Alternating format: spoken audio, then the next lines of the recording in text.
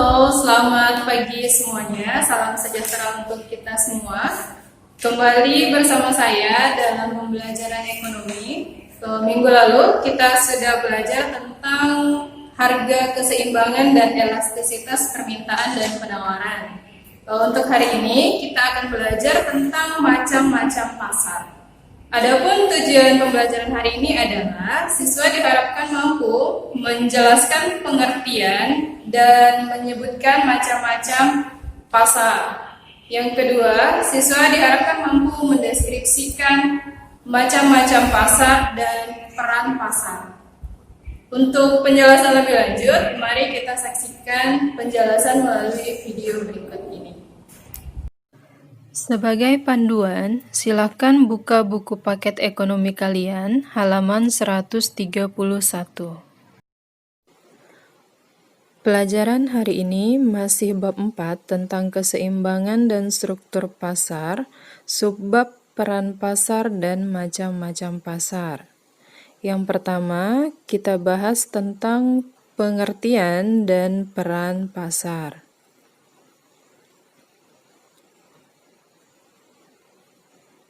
Pasar adalah tempat bertemunya calon pembeli dan penjual untuk melakukan transaksi jual beli barang atau jasa. Secara fungsional, pasar mengacu pada proses pertemuan antara pembeli, penjual, perantara, dan organisasi yang bertujuan untuk menciptakan adanya kontak antara penjual dan pembeli. Dalam pertemuan itu, mereka menetapkan harga keseimbangan atau kesepakatan atas tingkat harga berdasarkan permintaan dan penawaran. Selanjutnya, peran pasar. Dalam kegiatan ekonomi, pasar mempunyai beberapa peran. Yang pertama, mengatur kegiatan produksi. Dalam kegiatan proses produksi, perusahaan membutuhkan faktor-faktor produksi atau input. Kebutuhan ini dapat ditemukan oleh perusahaan di pasar faktor produksi. Yang kedua, menetapkan harga dan nilai. Harga suatu barang ditentukan oleh kesepakatan antara penjual dan pembeli atau ditentukan oleh pertemuan penawaran dan permintaan. Yang ketiga, mendistribusikan barang dan jasa. Pasar dapat memperlancar proses penyaluran barang atau jasa dari produsen kepada konsumen. Transaksi jual beli yang terjadi di pasar memungkinkan produsen dapat menawarkan hasil produksinya kepada konsumen. Yang keempat, menentukan jumlah pembelian dan penjualan. Pertemuan antara penjual dan pembeli di pasar dapat menentukan jumlah pembelian dan penjualan. Konsumen yang membelanjakan uangnya dibatasi oleh jumlah uang yang terbatas. 5. Menentukan jumlah persediaan. Dengan indikator harga di pasar, konsumen dan produsen dapat mengambil inisiatif untuk membentuk persediaan. Pada saat harga barang di pasar murah, maka produsen terdorong membeli dalam jumlah banyak untuk membentuk persediaan. Dan yang keenam, melakukan promosi. Pasar dapat digunakan sebagai tempat melakukan promosi. Pasar banyak dikunjungi oleh pembeli. Itulah sebabnya pasar digunakan oleh produsen untuk memperkenalkan produk yang mereka hasilkan. Berikutnya, macam-macam pasar. Ada beberapa macam pasar yang dapat dibedakan menurut yang pertama, menurut jenis pasar, terbagi atas satu pasar barang konsumsi, yaitu pasar yang memperjualbelikan barang-barang untuk keperluan konsumsi rumah tangga. Yang kedua, pasar barang faktor produksi, yaitu pasar yang memperjualbelikan faktor-faktor produksi yang biasa digunakan oleh produsen. Contohnya tanah, tenaga kerja, mesin produksi.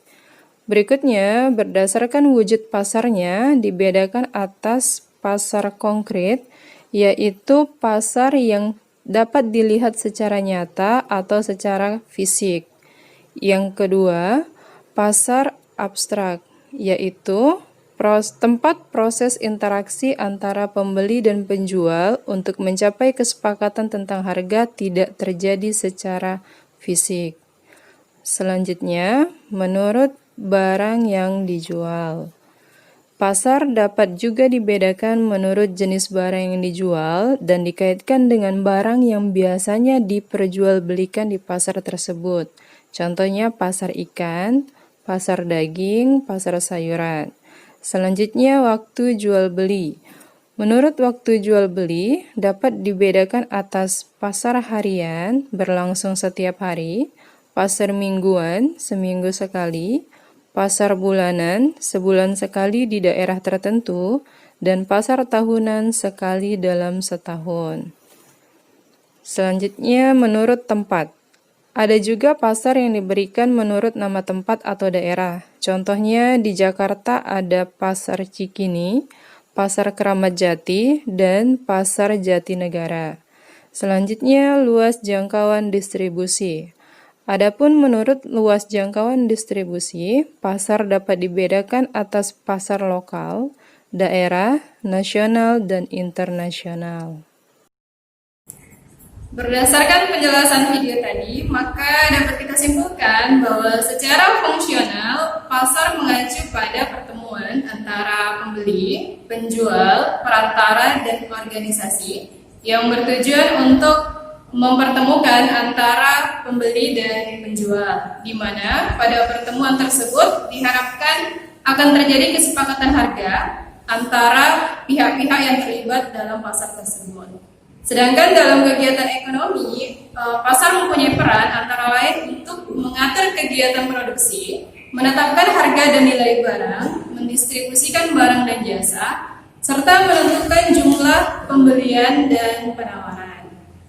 Sekian untuk pembelajaran hari ini. Semoga bisa dipahami, diulang-ulang kembali pelajarannya di rumah. Tetap semangat belajar, jaga kesehatan, dan stay safe.